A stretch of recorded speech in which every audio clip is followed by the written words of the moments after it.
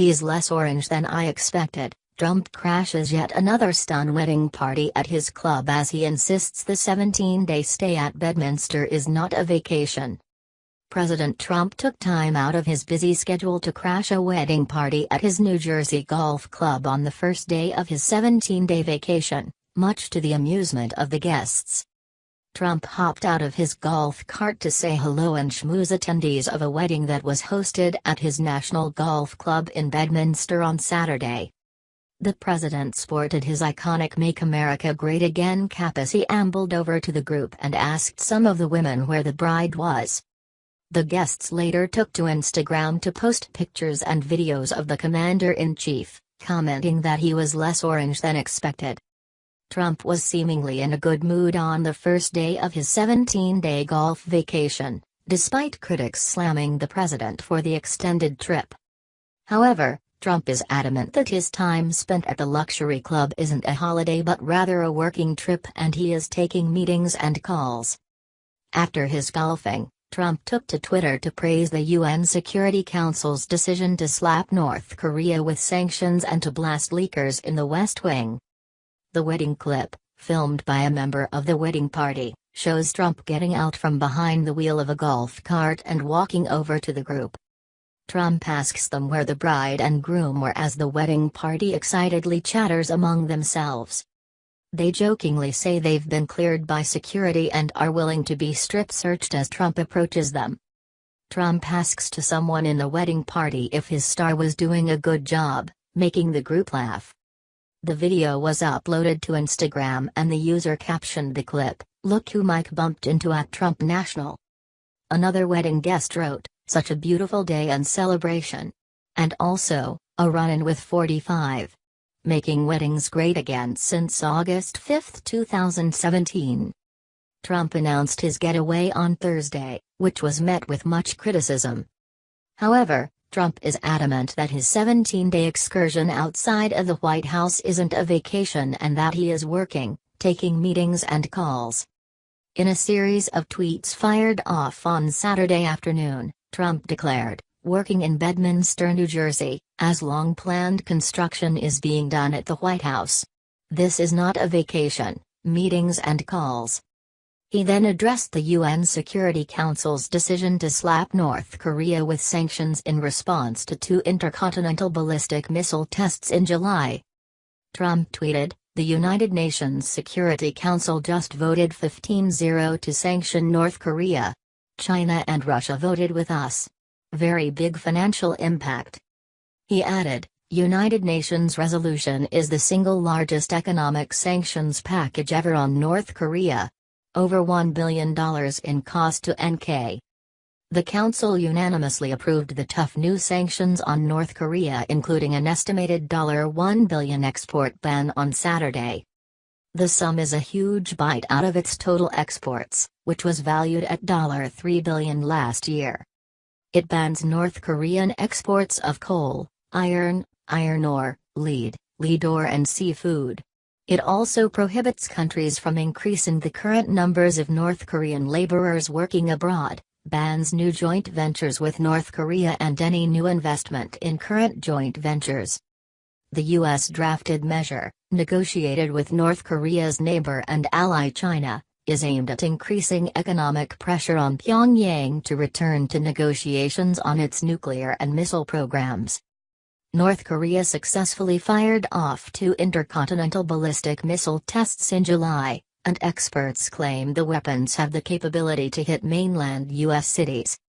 Trump also commented on his administration's plague of leaks, tweeting, "After many years of leaks going on in Washington, it is great to see the AG taking action. For national security, the tougher the better." The White House has amped up its hunt for leakers in the West Wing, following the publication of Trump's embarrassing phone calls to Mexican and Australian leaders. Attorney General Jeff Sessions and Dan Coats, the Director of National Intelligence, discussed what the Justice Department calls leaks of classified material threatening national security. It followed reports that a presidential advisor is raising the possibility of lie detector tests for the small number of people in the West Wing and elsewhere with access to transcripts of Trump's phone calls. Trump escaped from Washington, D.C. right as Robert Mueller, the Justice Department's special counsel, impaneled a grand jury to hear evidence that Russia interfered in the elections. It will also investigate whether Trump's campaign colluded with Moscow to tilt the White House race in his direction. And the panel has already issued its first subpoenas, according to a Reuters report, making demands related to a 2016 Trump Tower meeting that included Donald Trump Jr. and a Russian lawyer who promised to disclose, but never delivered, dirt on Hillary Clinton. Grand juries can allow prosecutors to subpoena documents, interview witnesses under oath, and obtain criminal indictments where the evidence warrants it. Going that route signals that the probe is entering a new phase, and that Mueller believes he will need to demand documents and sworn testimony from a number of people. Prosecutors are also probing Trump and Trump family members' financial ties, CNN reported. The Wall Street Journal reported the existence of the grand jury, which has been in session for weeks under the guidance of Mueller, himself a former director of the FBI. The subpoenas indicate that Mueller will use his investigative powers to scrutinize a meeting between the president's eldest son and a Kremlin-linked lawyer in June of 2016. Donald Trump Jr. set up the meeting after being contacted via email by music publicist Robert Goldstone, who promised dirt on Clinton and mentioned Russian government support for Donald Trump. Trump Jr. immediately agreed to the meeting and subsequently invited Trump's son-in-law Jared Kushner and former Trump campaign chair Paul Manafort to join him. The meeting was attended by Russian lawyer Natalia Veselnitskaya, a leading proponent of an effort to roll back anti-Russia sanctions in the 2012 Magnitsky Act, a U.S. law deplored by Russian President Vladimir Putin. When the outlines of the meeting first came to light, Trump Jr. initially stated that it was mainly about Russia's prohibition on Americans adopting children from there, a ban that came about in response to U.S. sanctions. President Trump weighed in on that statement while it was being written, the White House later confirmed. Trump Jr. ultimately released the email chain revealing the Clinton connection. As Washington, D.C. preps for another busy week, following the outing of Anthony Scaramucci, critics of the president are slamming him for being out of town. Former Mexican President Vicente Fox ceaselessly trolled Trump on Twitter about his long vacation. On Friday, Fox tweeted, "At real Donald Trump leaving on vacation, huh? What for? If you're not happy with your job, just leave. After all, it was never for you."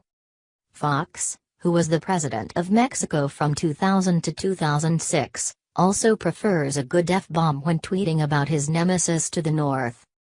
At real Donald Trump, once again I tell you, we're not paying for the F-ing wall. Do not try to use us for your own good. Although Trump and his supporters like to tout his disdain for taking vacations, Trump actually takes them constantly. Trump gets out of town quite often. So far, he has spent 13 of his 28 weekends in office away from the White House, mostly at his properties in Palm Beach, Florida, or in Bedminster, New Jersey, according to an Associated Press count. But Trump has said several times that successful people don't take vacations. Don't take vacations. What's the point? If you're not enjoying your work, you're in the wrong job, Trump wrote in his 2004 book, Trump, Think Like a Billionaire. He told Larry King in an interview that year that most of the people I know that are successful really don't take vacations. Their business is their vacation. I rarely leave. You know that, Trump said. You and I are friends. How often do you see me going away? He slammed Obama for doing the same thing. In August 2011, Trump tweeted, Barack Obama played golf yesterday. Now he heads to a 10-day vacation in Martha's Vineyard.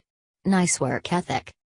A few months later, his Twitter account lit up again. Why is Barack Obama always campaigning or on vacation?